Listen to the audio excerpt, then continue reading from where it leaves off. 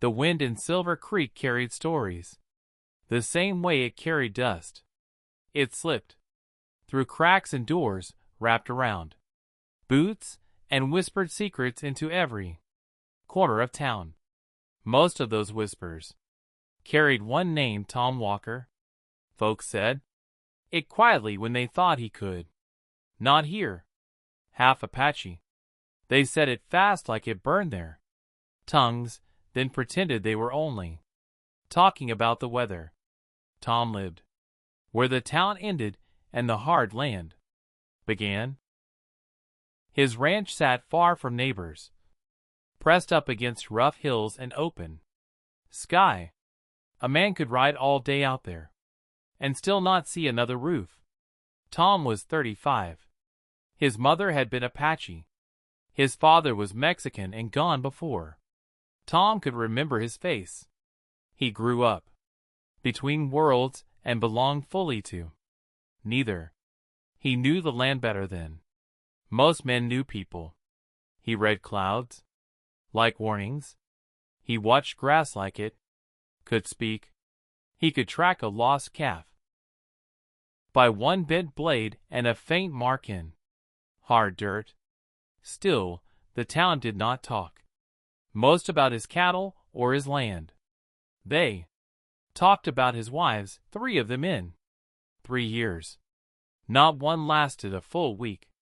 Mrs. Henderson liked to list them in the general store as if reading crimes. Charlotte from Pennsylvania cried the first night and begged to leave by the 4th day. Margaret from Ohio tried to plant a garden but fled after a dust storm on day 6. Sarah from Boston brought curtains, china, even a piano, and talked about fixing the place like it was broken when she threw out Tom's mother's Apache tools and blankets, calling them dirty. Tom did not raise his voice. He simply loaded her things back onto the wagon and took her to town. After that, even the marriage agency hinted he should stop asking, but loneliness makes a man stubborn. One cold autumn morning, Tom rode into Silver Creek again. Folks noticed. He moved slow and steady. His coat was worn, but clean. His face was shaved. Inside the post office, Jeremiah Hollis paused when he saw Tom. "Morning," Jeremiah said. "Any mail for me?" Tom asked. Jeremiah glanced at one envelope set aside. "You still writing those agencies?" Tom reached for the letter. Jeremiah pulled it back just a little. "Maybe it's time to accept some men are meant to live alone." Tom's eyes stayed calm but tired. "That's my business." Jeremiah sighed and handed it over. "Why do you keep doing this to yourself?" Tom paused. At the door. "You ever watch a wolf circle a campfire?" he said quietly. "Cold kills for sure. Fire only might." The ride back to the ranch cut through rough country. Red rock, scrub trees, and mountains already dusted with snow. Tom opened the letter only when town was far behind. The writing was neat and direct. Her name was Ruth Collins, 30 years old, a matron at an orphanage in Kansas City. She wrote about silence and work and meaning. She did not write about dreams or taming the West. She wrote like a woman ready for real life. Tom read the letter 3 times. That night by lamplight, he wrote back. He told her the truth about distance, about storms, about the land being unforgiving. He did not mention his first wife. That wound stayed closed, but he wrote one honest line. 3 women came here as brides and left as strangers. Perhaps the fault is mine. Weeks passed. Then a telegram came, arriving November 15th. On that gray morning, Tom stood at the Silver Creek Depot. The stage rolled in and people stepped down. Then she appeared. Ruth did not wait for help.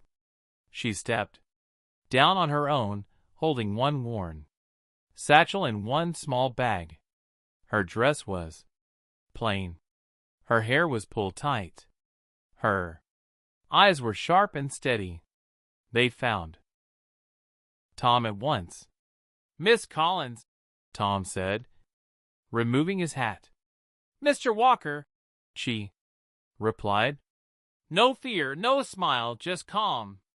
The wagon rolled out of town with eyes burning into their backs. Ruth did not look back. She studied the land as they rode. For a long while she said nothing. Then she asked, "How long since the last rain?" Tom glanced at her, surprised. 6 weeks, maybe more. She nodded. "It shows." That was not a complaint. That was understanding. As they climbed higher, the air grew colder. The wind cut sharp. Ruth pulled her shawl tighter, but did not sigh. "What's your water source?" she asked. "Spread Creek runs year-round." Quote, "And your nearest neighbor?" "The Sandyvale family. A day's ride." "That's good," Ruth said. "People matter."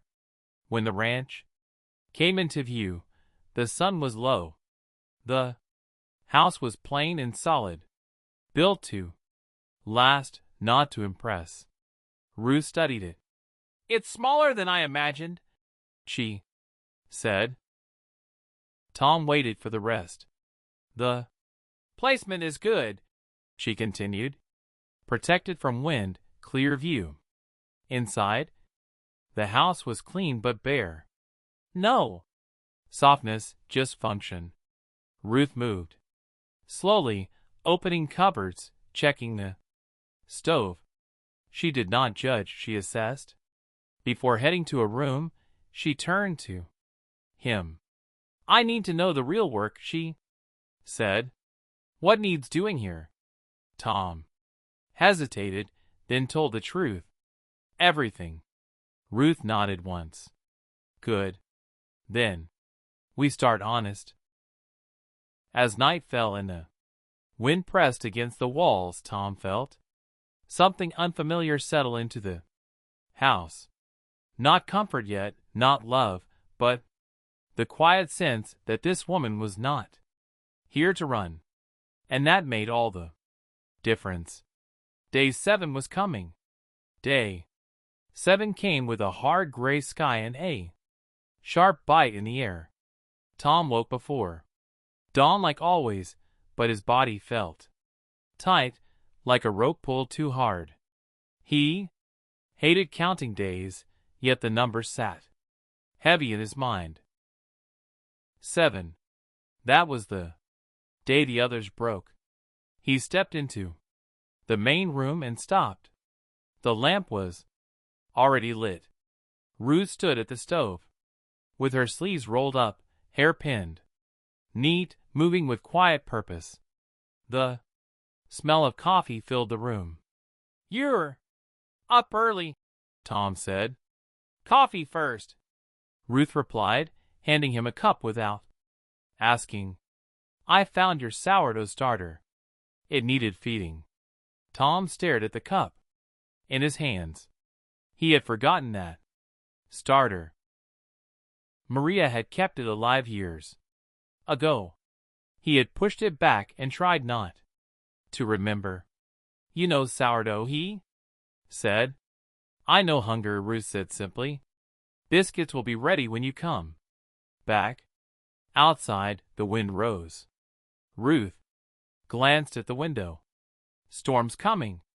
We should move the cattle lower today." Tom nodded. He rode out at first light, the sky darkening fast. By mid-morning, Dust turned to sleep and sleet to stinging snow. He worked hard, pushing the herd toward shelter. His fingers burned with cold. His thoughts stayed on the house. When he finally rode back, night was falling, and the storm was a wall around the ranch. Snow slammed the shutters. Wind howled like something alive. Tom pushed open the door and froze. Lanterns glowed in the windows. The floor was swept. A pot bubbled on the stove, filling the room with the smell of warm food. Ruth stood by the back door, tying down a shutter, snow dusting her shoulders. "The chickens are in the barn," she said calmly. "I brought in extra wood and water." "Chickens?" Tom asked. "We have them now," Ruth said. "I traded yesterday.